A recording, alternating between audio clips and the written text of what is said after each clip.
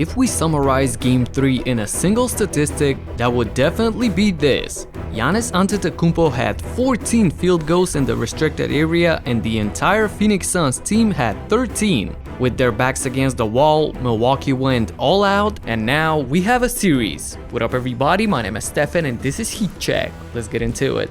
Before we get to the points inside, I just want to say that it does help when the player you traded for to make the team better actually contributes offensively and does make the team better. Jrue Holiday went 5 for 10 from downtown for a total of 21 points and 9 assists to provide support for Giannis. You know I like to draw on the screen and telestrate and explain the actions that teams are running, but at some point it becomes a matter of making or missing a shot. And when you watch these, Holiday just made the shots he was supposed to make. Simple as that. As for Antetokounmpo, look at how deadly the Bucks are when they have him in screen and roll situations. Right here in transition, the high pick, and then as he rolls, look at how deep Giannis is when he catches the ball. Devin Booker has absolutely no shot at defending this. And watch the determination here in the second half. As Middleton slips the pick, he's open for a shot. But as the Suns switch this, the Greek Freak is literally like a bull seeing red.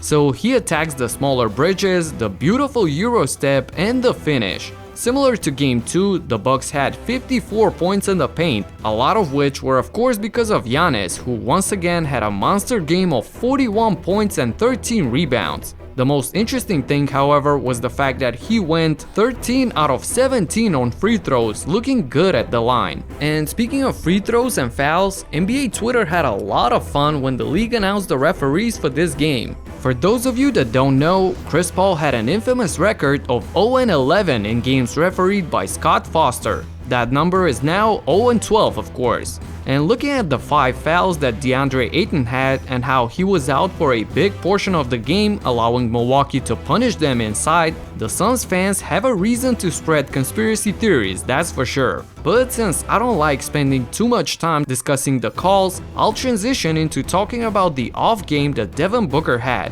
Or I should say an off series, honestly. Would you be surprised if I told you that Booker is shooting 38% from the field throughout the finals so far? That's an uncharacteristically bad for him. And going 3 for 14 on the road is definitely not gonna help the team. Sure, some possessions you have Jrue Holiday draped all over you, so that's of course a tough matchup, but then some of these were open shots that he will absolutely make.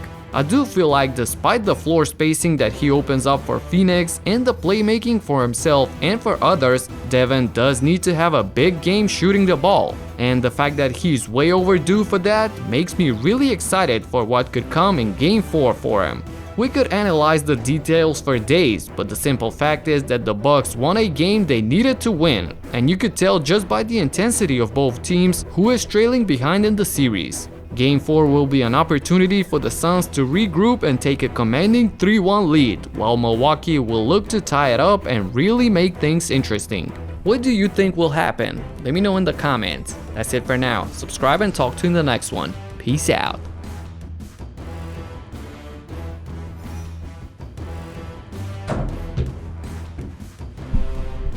I'm way overdue for a good shooting game. I'll regroup for Game 4. Peace.